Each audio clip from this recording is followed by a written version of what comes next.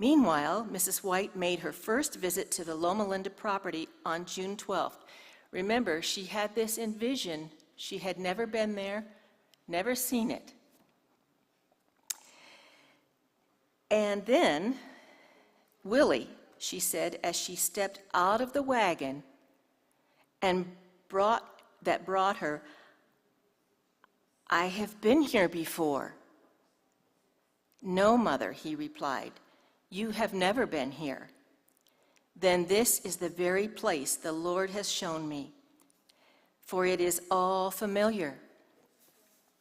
She had no doubt in her mind. Looking at the church leaders examining the property, she declared, "We must have this place." As the group surveyed the buildings and the grounds, Ellen White repeatedly stated, "This is the very place the Lord has shown me." And as she and Burden entered the recreation building, she prophetically noted, "This building will be of great value to us. A school will be established here. Battle Creek is going down.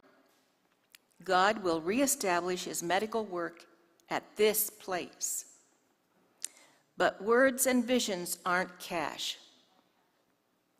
They had but 3 days to raise the balance of the first $5,000, or they would lose both their option on the property and the $1,000 that Burden had deposited from his own account.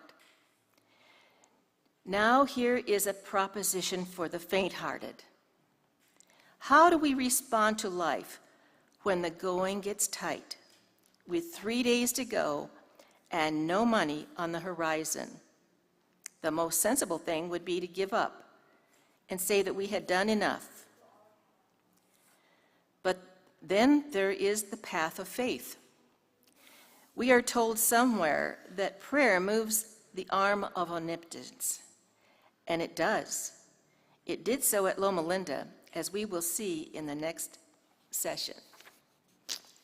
God still leads his people through some difficult terrain, and they have only 2 choices: stay with him or return to the easy life in spiritual Egypt.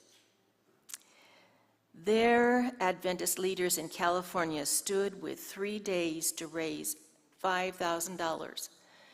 Doesn't that seem like an awful lot? Even today, could we raise $5,000 in 3 days? I don't know. For the purchase of Loma Linda, and with nothing but financial sand in view. But they did have one possible lead. A couple weeks earlier, Burden and Pastor Owen had heard about a person who might have some means. After taking the train to near his home, they walked the final 1.5 miles, but no one was home. They returned to the train stop and waited. But for some reason, they failed to signal it, and the train passed them at full speed.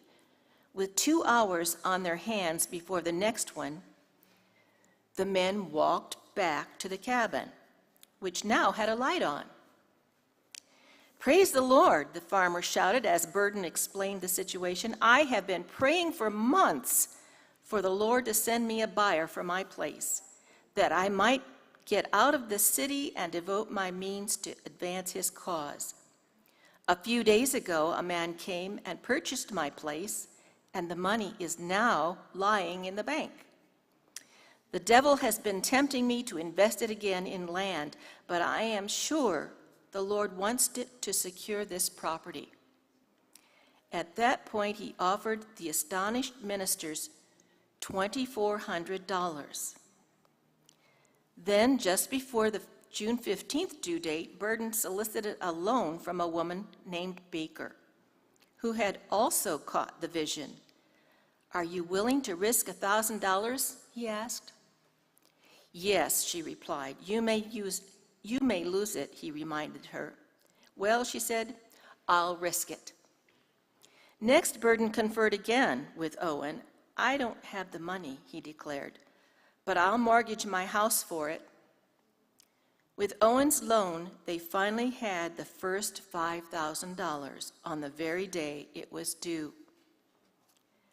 So far, so good. But the next $5,000 was due in 5 weeks. And now they were truly out of good prospects for more money. Sometimes the deserts of life are more extensive than we expected, but just because the going gets tough doesn't mean that God isn't with us. The date for the second installment on the down payment for the Loma Linda property on July 26th rapidly approached the struggling Adventist leaders. In fact, the day arrived and they still saw no hope in sight. That morning, the conference leaders met in deep perplexity. At that point, Pastor Burden recalled, it was easy and natural to blame and censure those who had pressed the matter through against what appeared to be sound reason and good judgment. But he and the others couldn't forget the affirmation regarding the property that had come through Ellen White. Let's wait for the morning mail. The postman soon arrived. Opening a letter from Atlantic City, New Jersey, they found a draft for $5,000. Just the amount